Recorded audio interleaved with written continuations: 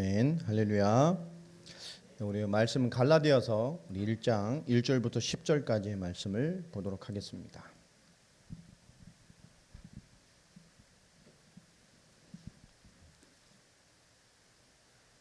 갈라디아서 1장 1절로 10절까지의 말씀 찾으신 줄 알고요. 우리 한 절씩 교독하도록 하겠습니다.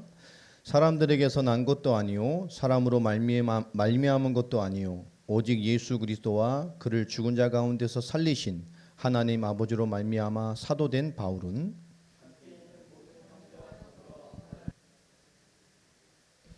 우리 하나님 아버지와 주 예수 그리스도로부터 은혜와 평강이 있기를 원하노라.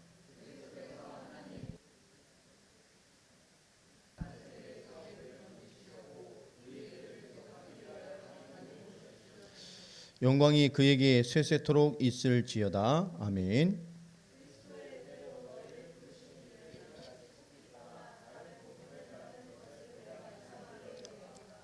다른 복음은 없나니 다만 어떤 사람들이 너희를 교란하여 그리스도의 복음을 변하게 하려 함이라.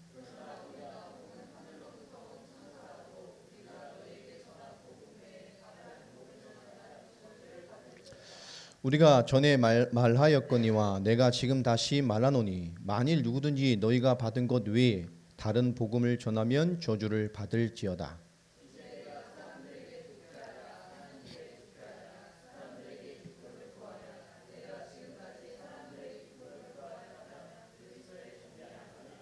아멘. 오늘 말씀 제목이 하나님의 뜻과 다른 복음입니다. 오늘은 우리 갈라디아서를 좀 이해하는 서론으로 말씀을 좀 나누도록 하겠습니다. 갈라디아서는 별명이 때가 있다 그랬죠 예전에. 갈라디아서의 별명이 뭐죠? 예, 작은 로마서입니다. 로마서가 16장으로 기록이 되어 있는데요. 이 로마서 16장을 이게 쪼리고 압축해서 캡슐로 딱 만들면 그게 갈라디아서가 됩니다. 복음의 아주 정수죠.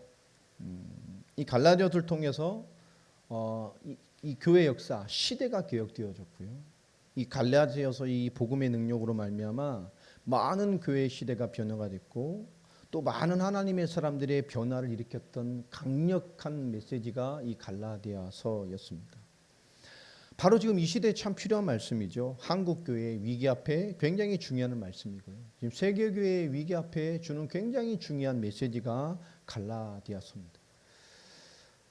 교회 개혁의 시간표에 그 개혁자들과 교회와 성도들을 뒤흔들었던 메시지가 바로 갈라디아서이기 때문에 그래요. 특별히 갈라디아서에 많은 영향을 받았던 굉장히 유명한 인물이 있죠. 누굴까요? 마틴 루터입니다. 종교개혁의 출발점이 됐던 이 마틴 루터가 우리 로마서 1장에 16절, 17절, 18절 이렇게 알고 있습니다만 사실 아닙니다. 교회 개혁의 그 근본 내용은 갈라디아서입니다. 이 마틴 루터는 이렇게 표현하죠. 나는 갈라디아서와 결혼했다 이렇게 말을 했습니다. 그 정도로 종교개혁을 한 시대를 개혁했던 최강의 메시지가 이 교회사 역사를 바꿨던 시대를 바꾼 메시지가 바로 이 갈라디아서 메시지입니다. 어떤 신학자들은 이렇게 얘기를 하죠. 갈라디아서를 바울의 천둥과 같은 복음서다. 그죠? 막 빵 때리는 이 천둥과 같은 개혁서, 복음서다라고 표현을 하기도 합니다. 이 갈라디아서의 별명이 참 몇 가지가 있어요. 대표적으로 많이 알고 있는 별명은 이런 것입니다. 그리스도인들의 자유의 대헌장, 복음의 자유. 로마서 들을 때 들었죠? 자유. 내 마음대로 사는 자유를 말하는 게 아닙니다. 이 그리스도인들의 자유의 대헌장, 마그나 카르타라는 말입니다. 또 종교개혁의 성명서라고도 합니다. 이게 별명이에요. 종교개혁의 성명서. 종교개혁에서 선포하는 그 말 자체란 얘기죠. 또 개신교 개혁의 모퉁이 돌이다라고 표현을 하기도 합니다. 이게 갈라디아서의 별명입니다. 그러니까 굉장히 중요한 메시지가 있는 성경의 책이죠. 또 이 갈라디아서는 이 비슷한 맥락으로 풀어진 트리오들이 있어요. 트리오. 우리 노래할 때 트리오 몇 명이 선 거죠? 네? 세 명이 쓴 거죠. 이게 성경의 갈라디아서 트리오라는 게 있습니다. 뭐냐? 로마서, 히브리서, 갈라디아서. 오직 의는 믿음으로 말미암아 살 것이다. 의인은 누가 의인이냐? 그죠? 믿음의 의가 임한 자. 그 믿음의 의가 있다면 의인이라면 어떻게 살아가야 하느냐? 그죠? 누가 의인이며 의인이라면 어떻게 살아가야 되느냐? 그죠? 이게 키입니다. 이 세 가지 메시지, 이 성경의 특징. 그 중에서 의인이 말하는 그 의인이 누구시냐라는 가장 핵심이 준 것이 로마서죠. 오직 의인은 믿음으로 산다. 특별히 로마서 11장은 믿음의 장이죠. 믿음의 헌장이라고 말합니다. 무엇이 믿음이며 무엇이 의인이며 무엇이 의냐라는 것이 강조된 것이 로마서이고, 갈라디아서는 이 믿음과 의의 삶을 말하지만 그 의인이 어떻게 살아가야 할 것이냐라는 걸 말하고 있단 말이에요. 이 갈라디아서는 믿음의 대헌장이 아니라 그죠, 자유의 대헌장을 선포하고 있습니다. 그래서 그리스도인들은 이 시대 앞에 어떻게 살 것인가, 이 말을 하고 있는 거예요. 그 지침을 주는 것이 갈라디아서입니다.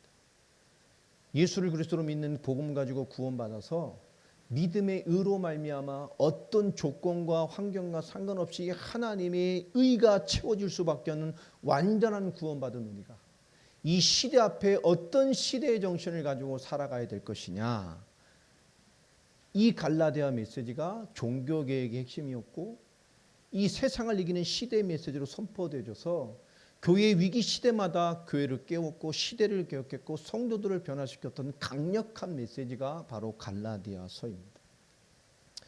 이 기록의 배경을 보면 참 재미있어요. 여러분, 갈라디아 배경을 보면 참 재미있는 것들이 참 많습니다. 신약 성경에 많은 서신서들, 신약에 거의 뭐 13권 정도를 바울이 썼잖아요. 이 서신자들의 백그라운드가 되는 성경이 있죠. 그게 뭐죠? 우리가 아는 증인문서죠. 사도행전입니다. 이 모든 이 서신서들의 백그라운드가 되는 배경의 성경이 사도행전이란 말이에요. 실제 역사니까요. 역사서이기도 하고. 그리스도의 역사, 그 그리스도의 비밀을 가진 사도들과 복음의 사람들의 역사적인 발걸음들이 기록되어 있잖아요. 실제 하나님의 말씀을 성취시킨 놀라운 걸음걸음들이 기록되어 있는 것이 이 사도행전입니다. 그 중에서 보면 사도행전 13장과 그 이전과 13장 확 바뀌죠. 12장까지는 거의 어디가 중심이었죠? 예루살렘 교회입니다. 지독히도 변화되지 않았던, 유대주의의 틀을 정말 벗어나지 못했던 그 한계를 봉착한 복음의 사람들, 이 때가 안 벗겨지는 거예요. 13장부터 완전한 하나님께서 시간표를 뒤바꿔 버리시는데요. 13장부터 어느 교회가 이 선교 역사의 주체가 됩니까? 안디옥 교회가 되어집니다. 이 사도행전 성경 28장 중에 그 정점이 되는 것이 13장인데요. 이 안디옥 교회에서 최초로 선교사를 파송하는 장면이 나옵니다. 성경 역사에서. 거기서 1장부터 보면 인물들이 이렇게 쭉 기록되어져서 나오죠. 그 첫 번째 나오는 인물이 누굽니까? 예? 누구죠? 센티 있는 사람 벌써 찾아서 보고 있어. 바나바죠. 그 제일 마지막에 나오는 이름이 누구죠? 제일 마지막에 나오는 인물. 사울. 누구죠? 바울 선생님입니다. 그 왜 마지막에 가 있을까? 그러니까 이 당시 헬라 사상의 시대잖아요. 그 시대에는 이름을 쓰는 순서는 연장자 순, 아니면 그 영향력이 있는 어떤 사람 순, 이렇게 무슨 우리가 뭐가 있잖아요. 쓸 때 보면. 근데 이건 뭐 나이나 연장자나 뭐 이렇게 해서 쓰는 게 아닙니다. 해당 헬라 시대 이 당시의 문화는 이름의 기록은 중요한 의미를 가진 사람 순서대로 이름을 써요. 그러면 그게 문화란 말이에요. 통상적인. 그러면 제일 처음엔 바나바. 그때는 바나바가 주였죠. 바울을 데리고 간 입장이었으니까. 그럼 바울이 제일 뒤에 이름이 써 있다는 얘기는 그 뭔가 그 있는 그 안디옥 교회 안에서 뭔가 이게 영향력이 제일 사람들에게 의미를 부여하는데 제일 뒷부분에 가 있는 사람이에요. 선별을 낸 사람 순서이지만 그런 거란 말이에요. 왜냐하면 사도행전 13장 본격적인 사도 바울의 선교 역사의 주역이 될 때까지 전까지 이 당시까지 13장 이때까지만 해도 바울의 교회에서 입지가 약간 회색지대였어요. 왜 그렇겠어요? 그동안 지은 죄가 있잖아. 전적이 있잖아. 이 사람이요. 그러니까 아직까지도 이 사람이 회심해도 돌아왔어. 뭔가 하나님의 신실하고 막 하는 것 같지만 마음 한구석에는 바울에 대한 의심이 해소가 안 돼 있는 거야. 저는 이렇게 다 알고 우리 안에 들어와서 한 방에 교회를 엎어버릴 수 있는 그런 뿌락지 같은, 진짜 끝까지 믿어도 될까? 뭔가 하나님에 대한 믿음과 믿음의 사람으로 받아들였지만 마음 한구석엔 그런 거예요. 그러니까 우리 교회 신천지 아주 중요 요직이 회심해서 돌아왔어. 밝히고 회심하고 신앙생활 다 하지만 뭐가 있어. 그런 되게 이런 거죠. 아직 이게 있을까? 그래서 오늘 이 사람이 새로운 성도를 데리고 왔어. 가지 신앙생활 사람인데 은혜 받고 왔습니다. 그러면 저 신천지 아닐까? 그 사람이 날로 역사를 일으켜서 많은 방황했던 이단에 갔던 사람들 막 구원시켜서 막 데리고 와. 그런데 우리가 보니까 우리 정통 성도보다 신천지에서 돌아온 성도가 더 많아져. 막 저 이상하시는 거 아닐까? 이해되세요? 믿는데 뭔가 그런 꼬리표가 아직 남아 있었단 말이에요. 그래서 순서가 제일 뒤에 기름이 기록되어 있는 거예요. 근데 안디옥 교회가 지금 금식을 하면서 뭐였죠? 사람들 중요한 제자를 선별해서 하나님의 최초의 선교사로 파송하게 되는 인도를 받기 위한 금식을 했던 그 성령 하나님의 역사 앞에 세워졌던 주요 인물들을 이름을 기록하고 금식하며 하나님께 세우신 사람을 세우게 됩니다. 근데 그게 누구였죠? 희한하게도 제일 이름 앞에 나온 바나바와 교회에서 제 이름의 끝에 기록된 바울을 하나님이 선택하셨어요. 결국 사람이 많은 기도를 통해서 뭔가 결정된 것 같지만 결국 이 선교의 출발 자체가 누가 하시는 거죠? 선교 또한 하나님이 하시는 일이라는 겁니다. 우리의 모든 일을 기도하고 나아가지만 결국 우리의 모든 일은 하나님이 하시는 일과 연결되어 있다는 거예요. 하나님께서 사람을 쓰시지만 하나님 그 모든 일을 주관하시는 건 하나님이에요. 하나님 여러분 인생을 쓰시지만 인생의 모든 걸음을 주관하시는 이는 하나님이십니다. 맞습니까? 이게 우리의 신앙 정신이 돼야 돼요. 그 우리의 삶을 어찌 인도받고 어찌 살아가야 될까요? 우린 사람의 기준이나 사람의 역사로 되어지는 게 아닙니다. 사도 바울이 뛰어났기 때문에 그런 역사가 일어난 건가요? 그는 이미 뛰어난 사람이었어요. 달변가였고 성경 박사였고 율법으로는 흠이 없는 자였고 거의 완벽한 배경을 가졌던 사람입니다. 그것이 하나님의 역사를 판가름하지 않아요. 여러분의 가진 좋은 달란트, 그것서 좋은 것을 쓸 수 있지만 여러분 그것에 하나님이 여러분을 쓰실 때 달라진다니까요. 여러분이 하나님의 일하심과 우리의 인생이 연결되어 있는 인생이 되어야 된단 말이에요. 자, 그들이 그 하나님의 결정을 따라서 바나바가 주사역자가 되어주고 바나바는 서브 사역자가 되어져서 그들이 첫 번째 밟았던 곳이 어디입니까? 터키 변방의 작은 도시들을 순회하면서 복음을 증거하는 사역을 하게 됩니다. 많은 어려움을 겪었죠. 그들이 밟았던 그 지역에 세워졌던 교회, 그곳이 갈라디아서 지방입니다. 그러니까 한 지역 동네를 말하는 게 아니에요. 그 넓은 지역에 한 4-5곳의 아주 핵심적인 교회가 세워졌어요. 복음 사역을 하면서. 많은 어려움 가운데 있죠. 생명 걸고 하는 거잖아요. 그때 당시의 핍박, 그때 당시의 종교라는 것은 굉장히 무서운 거예요. 대한민국은 완전 종교 자유주의, 종교의 자유가 있는 나라잖아요. 그 증거가 뭐죠? 우리는 종교를 바꾼다 그래서 그게 뭐 큰 이슈가 되는 나라가 아니잖아요. 전 기독교였다가 불교였다가 다시 기독교로 온 사람입니다. 괜찮아요. 한국은 실제 말하면 신앙이 너무 신실한 자매가 결혼을 하려 하는데 남편은 이 불교 집안의 남자야. 근데 한국 젊은 애들이 뭐 불교 신자입니까? 부모가 불교니까 불교라고 쓰는 것이지 뭐. 1년에 한 번 가나요? 초파일 날? 가지도 않으면서 다니지도 않으면서 불교, 심리적인 사상적인 이게 전통이 됐어. 근데 결혼하는데 신앙에 문제가 돼. 막 문제가 생겨. 그럼 한국은 대부분 누가 개종을 하죠? 누구죠? 남편이 불교에서 교회를 오죠.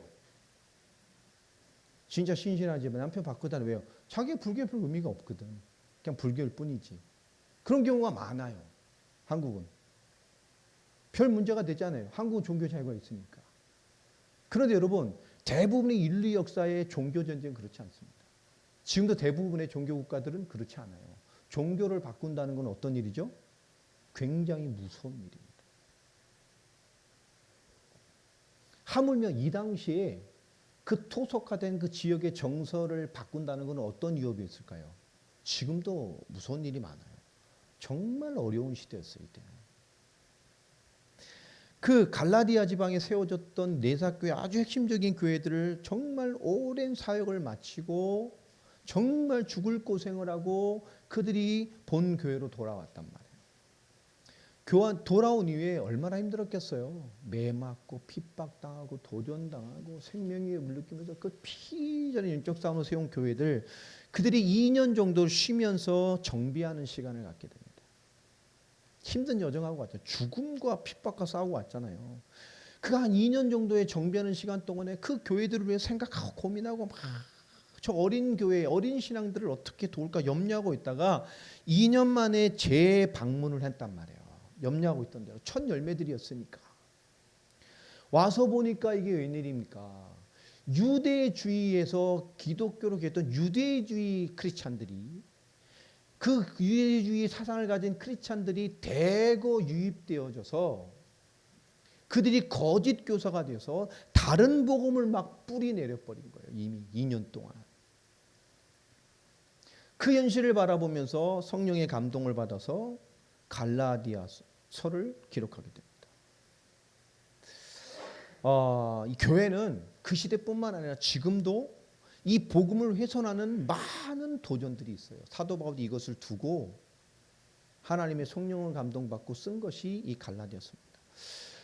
오늘 갈라디아서의 서론이기 때문에 갈라디아서를 이해하는 시간을 좀 가질 겁니다. 자, 오늘 기록의 목적이 뭐냐, 요거를 좀 보기로 하겠습니다. 첫 번째 목적은 뭐냐? 오늘 1장 읽었던 본문의 성경에 가장 많이 나온 단어가 뭐죠? 예? 가장 많이 나온 단어가 뭡니까? 뭐죠? 다른 복음. 그죠? 다른 복음을 전하면 저주를 받을 것이다. 하나님께로 보낸 천사라도 저주를 받을 것이다. 다른 복음. 기록의 첫째 목적은 다른 복음에서 무엇을 해요? 바른 복음으로 돌아갈 것을 말합니다. 다른 복음에서 무슨 복음을 해요? 바른 복음으로 돌아갈 것. 이 배경을 좀 볼 필요가 있어요. 오늘 역사를 좀 볼 건데요. 사도행전 15장으로 넘어가 보겠습니다.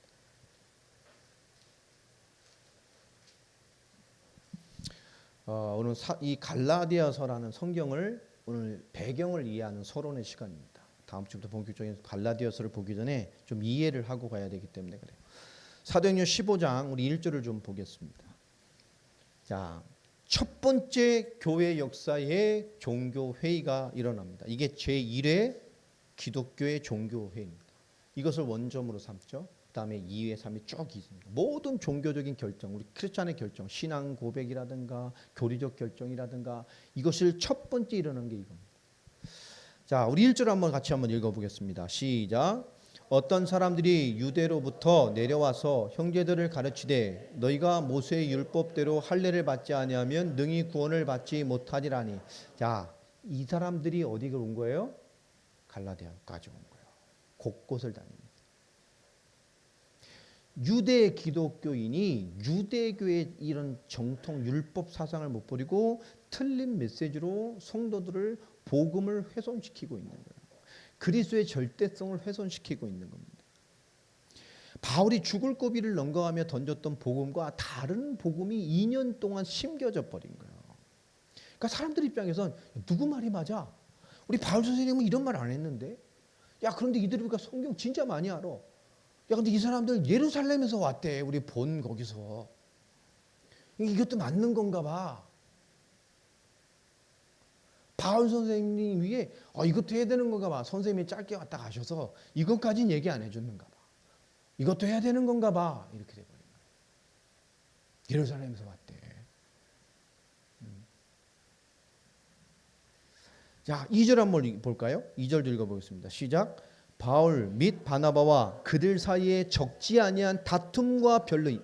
자, 이 문제를 두고 바울과 바나바 현장을 밟았잖아. 그 모순을 봤잖아요. 예루살렘에 와서 예루살렘의 교회의 이 중심이 되는 종교 지도자들과 뭐가 된 거죠? 신학적인 변론이 일어난 거예요. 뭐가 복음이냐, 뭐가 구원이냐 말이에요. 이게 맞냐? 이게 근데 어느 정도 듣죠? 다툼되고 막 신학적인 싸움이 돼 버린 겁니다. 누구 말이 이게 막 돼버린 거예요. 여러분, 이 신학 논쟁, 이 신앙관의 논쟁이 가장 무서운 것은 뭐냐면 이게 종교 전쟁이잖아요. 종교 전쟁은 무서워요. 지금도 세계의 역사를 바꾼 곳곳에 가끔씩 일어나는 국지전과 나라 간의 갈등 대부분 종교 전쟁이잖아요. 발칸 반도의 유고슬라비아가 깨지면서 난 이 코소보 사태도 종교 전쟁입니다. 기독교 세력들이 모슬렘 사람들의 씨를 다 없애버린다라고 인종 총수한 거잖아요. 그게 발칸, 지금도 발칸 반도는 화약고잖아요. 지금도 어마어마한 대학살이 일어났습니다. 남자들 보면 무조건 죽이고 여자들 데려다 강제로 모였죠. 크리스찬 사람들한테 강제로 모였죠. 씨바지를 만들어서 크리스찬 애를 낳게 만들었어요. 그냥 막 돌아가면서 강간했어요. 그게 엄청난 발칸반도의 상처가 지금도 남아있어요. 다 나라가 쪼개졌죠. 그것뿐입니까? 지금 일어난 대부분의 대전은 저 탈레반이라든지 중동 지방이라든지 세계 곳곳이 아프리카 다 마찬가지입니다. 동남아도 심하죠. 지금 순교자가 나오고 있으니까. 올해 들어서 3월 달까지 전 세계 순교자를 파악해 보니까 3,000명이 넘어요. 지금도 매년 7,000에서 10,000명 가까운 사람들이 순교라는 게 지금 세계 역사입니다. 아프리카는 지금도 맞아 죽는 사람들이 거의 매일 나올 정도입니다. 산채로 때린 다음에 그냥 불질러서 태워버리는 산채로. 이런 일들이 일어나니까 지금도 순교자들이 복음 전하다. 이 가장 무서운 게 종교전쟁입니다. 이건 가치와 신념을 가지고 싸우는 거기 때문에요. 끝을 봐야 끝나요. 지금 이런 싸움이 벌어진 거예요. 우리 2장 후반절을 보면 또 한번 보죠. 다음과 변론이 일어난지라. 그 다음에 형제들이 이 문제에 대하여 바울과 바나바와 및 그 중에 몇 사람을 예루살렘에 있는 성도와 장로들에게 보내기로 작정하니 종교회가 열린 건지. 싸움으로 해결이 안 되니까 그럼 예루살렘에 가서 교회 리더들과 함께 판결을 받아보자. 사도와 장로들 모아놓고 합의를 해보자. 구원의 복음이 무엇인지를 정확하게 한번 가려보자라는 게 된 거예요. 자, 3절 4절 한번 같이 읽어보겠습니다. 시작. 그들이 교회의 전송을 받고 베니게와 사마리아로 다니며 이방인들이 주께 돌아온 일을 말하여 형제들을 다 크게 기뻐하더라. 예루살렘에 이르러 교회와 사도와 장로들에게 영접을 받고 하나님이 자기들과 함께 계셔서 행하신 모든 일을 말하며 그 복음을 어떻게 전했고 하나님 어떻게 역사하신 복음과 복음의 산 역사를 쭉 다 보고했어요. 누구에게요? 지금 세계교회의 가장 중요한 모아놓은 사람들이요, 메이저 그룹들을 모아놓고 지금 바나바와 바울은 뭐죠? 지금 마이너리티 입장으로 간 거예요. 메이저리티 사람들을 모아놓고 마이너리티 입장을 간 거라고요. 지금 그들은 지금도 뭔가 중요한 핵심을 놓쳤어요. 5절을 한번 보십시오. 5절 같이 한번 읽어보겠습니다. 시작. 바리새파 중에 어떤 믿는 사람이 일어나 말하되 이방인에게 할례를 행하고 모세의 율법을 지키라 명하는 것이 마땅하다냐. 지금 이 예루살렘 교회에 이 사람 믿는 사람입니다. 어디 출신이에요? 바리새파 출신 크리스찬인데 지금 이 교회 핵심 총회에 어떤 사람이죠? 메이저 그룹에 있는 어떤 힘 있는 사람이겠죠. 그리고 이런 말한 거예요. 지금 이 분위기가 어떤 분위기냐 한마디로 정리한 겁니다. 야, 우리 모세의 가르침을 무시하면 안 돼. 우리 하나님 믿잖아. 대대로. 하나님 그리스도 보내셔. 우리 그리스도 믿어. 그러지만 하나님 믿잖아. 수천 년 된 이런 말씀을 잘 지키는 것이 마땅하지. 이방인도 할례를 받아야 돼. 그래야 구원의 완성이고 완전한 신앙이 되는 거야. 그게 우리 전통이야. 이렇게 확정해야 돼. 지금 메이저 그룹들이 지금 그 얘기를 하고 있는 거예요. 그래, 맞잖아. 이게 우리의 정서고 우리의 전통이고 그게 우리의 문화야. 그래야 맞지. 우리 전통과도 맞고 우리 정서와도 맞고 우리 문화와도 맞아야지. 이것이 분위기였어요. 이게 예루살렘 종교회의 제1차 종교회의입니다. 교회 사상 최초의 종교회의죠. 그 다음부터 2차, 3차, 4차 되면서 우리 기독교의 신앙 고백이 뭐며 상임일체 교리가 뭐며 이단의 도전과 신앙적인 방황을 끝내기 위해서 지금 우리가 말하는 기독교 교리를 만드는 종교회의가 계속 이어서 만들어서 우리 기독교의 모습이 된 거예요. 말하면 신학이 만들어진 거예요. 조직 신학이라는 것이. 이 최초의 신학 문제로 열린 종교회의입니다. 자, 이게 그리스도를 믿는데 이게 큰 문제 아니야 이거. 할례 받는 게 뭐 큰 문제야. 율법 지켜야지. 전통 지켜야지. 우리 정서가 맞아 이게. 자, 6절을 보세요. 사도와 장로들이 이 일을 의논하러 모여 많은 변론이 있은 후에 그죠? 이게 막 시끄러 해결이 안 되는 거예요. 갑자기 누가 일어나죠? 베드로가 일어납니다. 이때 베드로가 누구죠? 베드로가 일어나요. 교회 지도자나 영적 지도자 말하자면 예루살렘을 대표하는 지도자예요. 다 상황을 보고 끝나지 않는 이것을 보고 베드로가 일어나 말합니다. 그런데 6절부터 쭉 보면 일어나 말하되 형제들아 너희가 알거니와 하나님이 이방인들로 내 입에서 복음의 말씀을 들어 믿게 하시려고 오래전부터 너희 가운데서 나를 택하시고 베드로도 경험했잖아. 이방인의 복음이 열렸던 것들을 사도행전의 기록을 보면 알잖아요. 너 먹어? 안 먹어? 부정한 거 안 먹어요. 왜 내가 정결한 것들 이거 부정하다 말하냐? 이방인 살려내라는 거예요. 그 체험했잖아요. 응답받고 살아나는 거 봤잖아요. 백부장이 일어나고 복음이 확산되어지고 봤단 말이에요. 8절에 또 마음을 아신 하나님이 우리에게와 같이 그들에게도 성령을 주어 증언하시고 9절 믿음으로 그들의 마음을 깨끗이 하사 그들이나 우리나 차별하지 않으셨느니라. 아멘입니까? 그런데 지금 너희가 어찌하여 하나님을 시험하여 우리 조상과 우리도 능히 매지 못했던 멍에를 제자들의 목에 두려느냐. 베드로가 뭐 있는 사람은 맞아요. 본인도 이 한계를 못 벗어나서 밥 먹다가 도망가고 이런 사람이 이방인하고 밥 먹다가 왜? 우리 정서에 안 맞아. 바울이 엄청 욕했잖아요. 자아 비판 시켰잖아요. 대놓고 욕했잖아요. 아주 심하게 욕했잖아요. 우리가 말하는 방송으로 말하면 나갈 수 없는 막 삐리리 막 이런 말이 했단 말이에요. 오늘 베드로의 이 말을 통해서 예수 그리스도의 구원, 이 예수 그리스도의 구원 이 외에 다른 구원의 조건은 없다라는 것이 이 종주부가 지켜집니다. 베드로가 일어나서 신학 논쟁의 마침표를 찍어버려요.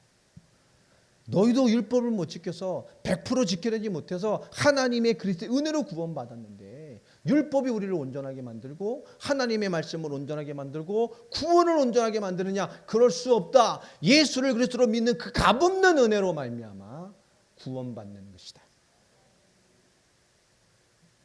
뭘 더 해야 됩니까? 이 꼬락서니를 본 바울의 마음이 어떻겠어요? 이 현장을 본 바울, 이 지경을 본 바울의 마음이 어떻겠냐고요. 안 되겠다.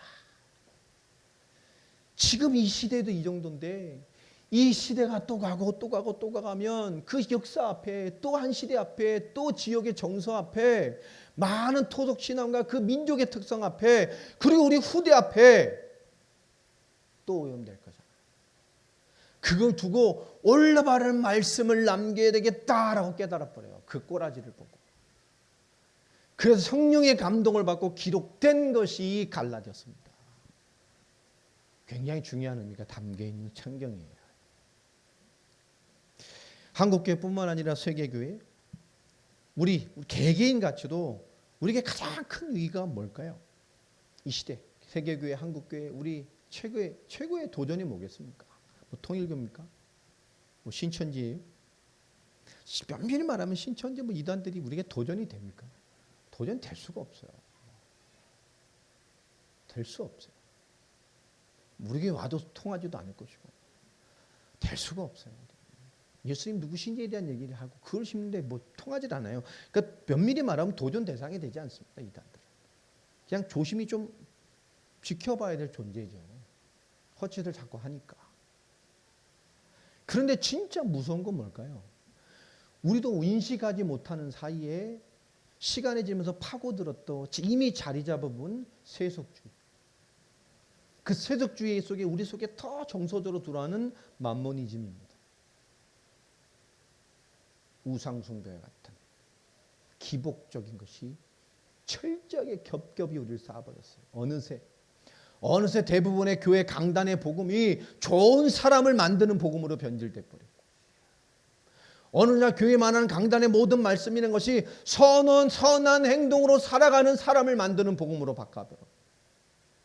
교회의 말씀과 강단이라는 것이 어느 날 교양 있게 사는 것이고 수준 있게 사는 것이고 의미 있게 사는 것이 무엇인지를 만드는 사람을 만드는 복음으로 바뀌어버렸어요. 어떤 유명한 종교학자입니다. 세계적인 석학이죠. 후대를 나뉘고는 교수란 말이에요. 외국 사람이 쓴 책이 있어요. 제가 예전에 몇 번 아주 의심의 눈초리로 봤던 이상한 목사거든요. 이건 불신자지 이게 믿는, 근데 엄청난 석학이에요. 절 가르친 교수가 독일 신학한 분인데 구약학 교수인데, 제가 예전에 얘기했잖아요. 그 교수한테 내가 싸움 붙었다가 저를 D 줘가지고 시험 보고 레포트도 잘 했어요. 근데 D를 준 거예요. 학점 조조 기간 교수 찾아가지고 교수님 전 다 했고 시험도 잘 봤는데 왜 D입니까? 딱 한마디 하시더라고요. 학생이 교수의 지도를 안 받는데 어떻게 점수를 줍니까? 그리고 D 맞으면 저 다음에 더 공부할 때 문제가 생기잖아요. 어떻게 해야 되겠습니까? 구제 얘기를 했어요. 한마디 안 쳐다보지도 않고 얘기하더라고요. 다음 학기 더 들어. 다음 학기 또 들었어요. 그 과목. 아무 소리 안 하고. 독일에서 공부한 분입니다. 그 제자예요. 그래서 그분이 하도 그걸 자랑하셨는데 그분 책을 좀 이렇게, 그분 또 너무 어려운 말을 써서 잘 번역도 안 되는데요. 온 책에서도 봤어요. 그 사람 쓴 책이 재미있는 게 많습니다. 오늘날 교회는 많은 성도들을 우매화, 너무나 단순하고 멍청이같이 만들어가고 있다. 왜? 세상하고 소통할 수 없는 사람을 만든다는 게 이 사람도 올리는 뭐냐? 처녀가 생물학적으로 아기를 낳는다는 게 있을 수 있는 일이냐? 그건 의미로 우리에게 주시는 얘기다. 홍해가 갈라지고 마른 땅, 그게 있을 수 있는 얘기냐? 의미로 주신 것이다. 영적인 의미로. 예수가 어찌 하나님의 아들이 되겠냐? 의미로 주지. 이 비록 이게 학자라니까요. 제자들이 한국의 유명한 신학교 대학만 다가 있어요. 이 교수도 비슷해. 저희 와가지고 뭐 예수님이 바다를 걷었는데 걸었겠냔 말이야. 가능해? 오병이가 가능해? 어떻게 설명을 할 거야? 막 그 강의를 제가 한 두어 달 듣다 보면 제가 막 불신자 같이 느껴지는 거예요. 그거 제가 듣다가요. 시험 얼마 놔두고 과제에 뭐 레포트를 준비하고 이렇게 손을 질문을 했어요. 그러다 변론이 벌어져. 그 수업 시간에. 교사가 한 20분 넘게 대판 싸웠어요. 저는 그거 절대 못 참거든요. 교수님 굉장히 자존심이 상하다. 성경 저도 조목조목 따져가면서 막 붙었어요. 막 대학원 때니까요. 막 2학년 때 막 대판 붙었거든요. 여러분 많습니다 지금. 그런 교수들 가르치고 있다니까 그렇게. 그죠? 유명한 교수 하나가 지금 순복음 신학대학에서 가르치잖아요. 성경 창세기는 신화다. 미치겠어요. 그 출신 대학원 나온 사람이 나하고 만나 한 얘기입니다. 우리 교육자로 왔었으니까 창세기는 신화래. 내가 미쳐버린 줄 알았어. 근데 어떻게 창세기를 가지고 하나님의 말씀이라고는 전하냐?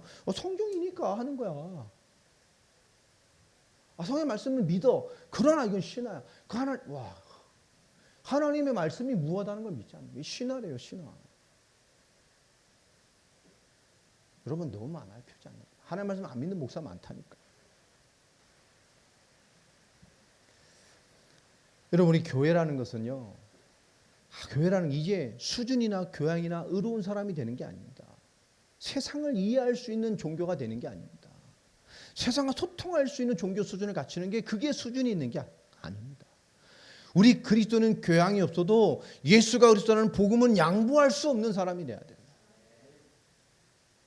예수 믿으면 복을 받고 시험에 합격되고 직장 좋은 데 가고 성공하고 잘 되고 시집 잘 가고 이건 복음이 아니란 말이에요. 하나님이 언제 이런 걸 준다 그랬어요? 치료되고 완전해지고, 여러분 하나님 어떤 성경에도 인간이 꿈꾸는, 우리가 꿈꾸는 완전한 세상을 만들어 주겠다 하신 적이 없어요. 창세기 3장의 죄와 저주가 임한 이후에 세상은 하나님의 은혜가 없으면 살 수 없는 곳이 됐어요.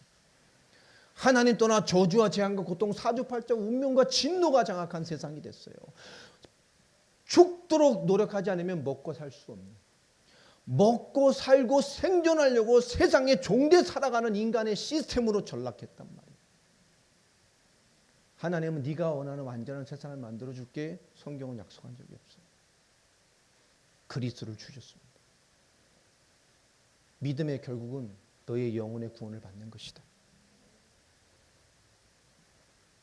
분명하게 약속하고 있단 말이에요.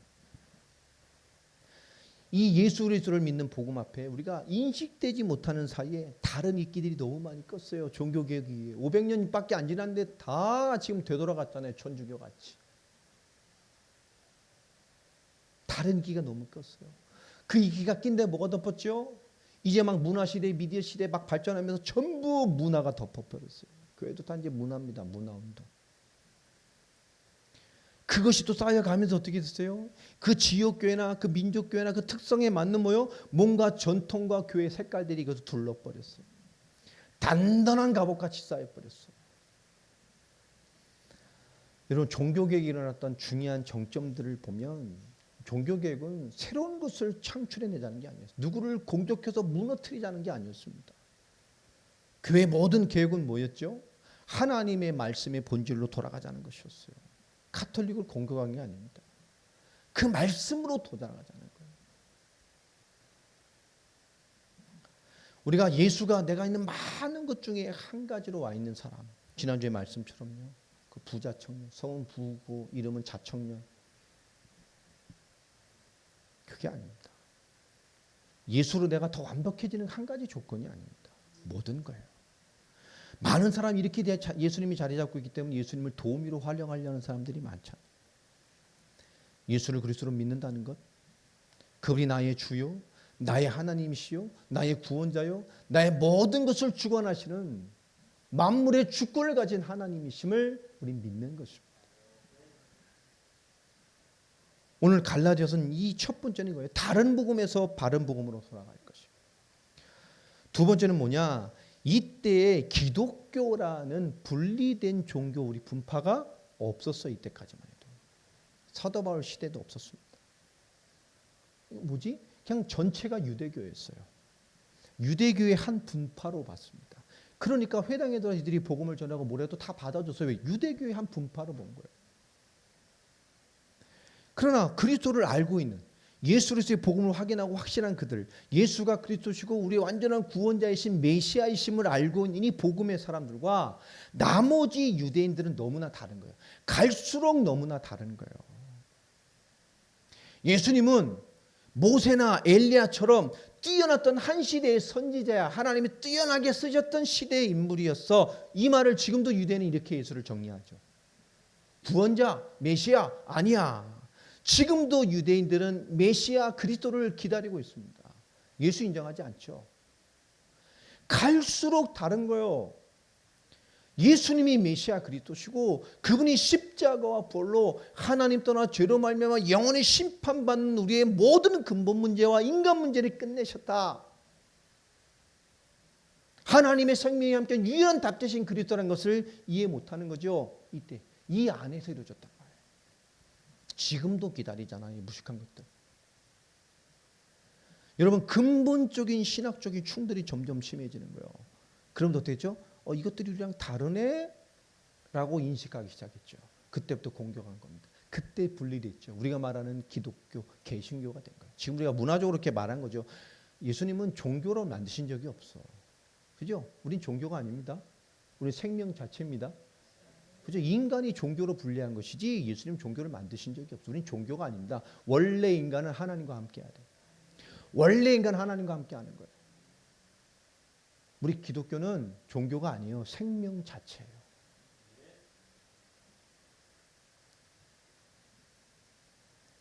자, 그래서 그들이요, 예수를 그리스도로 믿는 복음의 정체성의 사람들이 뭉치기인 거죠. 분리가 된 겁니다.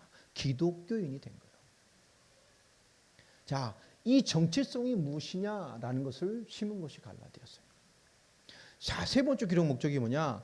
오직 그리스도만 우리에게 구원이 된다라는 것입니다. 다른 복음은 없어요. 비슷한 복음은 없어요. 여러분, 여기 물 한 컵이 있는데 사모님은 바쁘셔서 물도 안 떠났어요. 회개할지어다, 그죠? 예, 여기다가 제가 얘기했잖아요. 여기다 제가 독약을 한 두어 방울 탁 떨어뜨려 놓으면 표시도 안 나잖아요. 그럼 이게 물이 아니죠, 그죠? 먹으면 어떻게 돼요? 큰일 나죠. 더 이상 물이 아니에요. 먹으면 큰일 난다고. 여러분, 복음에 뭘 섞이면 그땐 복음이 아니에요. 섞인 복음, 복음 아닙니다. 비슷한 복음, 복음 아니라니까. 틀린 복음, 더 복음 아니에요. 여러분, 섞인 건 복음이 아니에요. 비슷하게 뭐가 섞였어? 아닙니다. 하나님 그럼 복 주신다 그랬는데 요한 3서 1장 2절에 보니까 내 영혼이 잘된 같이 네가 범사가 잘되고 네 육신이 강건해지길 원한다. 하나님 복 준다 그랬는데 범사에. 근데 앞을 보세요. 내 영혼이 뭐 해야 돼요? 강건하죠. 여러분, 영혼이 우리 영적인 것이 강건하고 영적으로 살아 있으면 우리가 어떤 범사를 살아갈까요? 여러분, 영적으로 충만한 상태로 여러분 강건해 있다면 여러분 어떤 생각 상태를 가지고 살아갈까요? 여러분, 영의 사람으로 충만한 강건함이 있다면 여러분 어떤 삶의 선택을 하며 살아갈까요? 다르죠? 그러니 그 범사가 뭐가 되는 거예요? 내 판단과 선택과 결정과 살아가는 그 강건하면 내 인생 기준이 뭐 되죠? 우리를 그 범사가 하나님의 선택과 인도와 결정과 축복이 되는 거예요. 내가 원하는 범사를 잘해주는 게 아니고 그건 우상 숭배고요. 내 영혼이 잘된 같이 범사가 형통한 거예요. 우리 영혼이 잘 되면 어떻게 돼요? 그 상태가 우리의 삶을 결정하는 거라니까요. 그 영적인 삶을 살아내미 우리를 강건하게 만들어내는 거예요. 여러분, 다른 복음은 없습니다. 율법에서의 자유를 선포하는 거예요. 여러분, 예수 그리스도께서 성경의 모든 말씀을 성취하셨어요. 아멘. 십계명 못 외워도 돼요. 구원받는데 지장 없어요.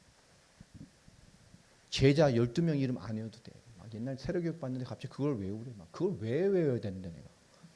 그죠? 그런 거 상관없어요. 여러분, 그리스도의 복음으로 구원받았어요. 우리를 무너뜨리는 어떤 조건에도 상관없습니다. 요한복음 8장 32절 진리를 알지니 진리가 너희를 자유케 할 것이다. 여러분, 요한복음 8장 36절도 한번 찾아보세요. 한번 읽어봅시다. 마지막으로.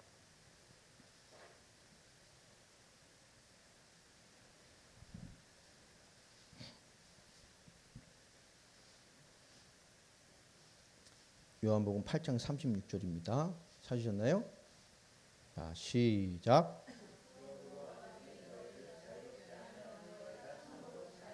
그죠? 진리를 알지니 진리가 너희를 자유케 한대요. 근데 진리가 자유케 하는데 여기서는 그 진리를 누구로 설명하죠? 아들이. 아들이 너희를 자유롭게 하시면 그때부터 우리가 어떻게 돼요? 우리가 이 그리스도를 이해한 우리가 그리스도의 진리를 이해한 우리가 그리스도의 이 의를 채우시는 자유를 이해한 우리가 참으로 뭐인지 자유로워진다는 거예요. 여러분, 복음이 여러분을 주장하게 되길 바랍니다. 그리스도가 우리가 의가 되면 우리는 무엇 때문에 망하지 않아요. 무엇 때문에 실패되지 않습니다. 그게 우리 인생을 결정하지 않아요. 제가 너무 이상한 꿈을 꿔가지고 제가 뭐 어떻게 해야 되겠습니까? 꿈이 이상한 꿈. 그렇지 않으면 꿈에 영향받지 않아요. 이상한 꿈 꿨으면 그 다음날 밥 잘 먹고 더 힘내서 살면 돼요. 아무 상관없어요. 꿈이 우리 인생을 결정하잖아요.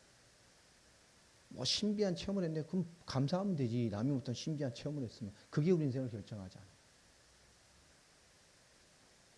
우리 결정하지 않아요. 저 많이 했어요. 귀도 쫓아나고 병도 낫고 암도 낫고 막 영적으로 보고 듣고 다 했어요. 그렇죠?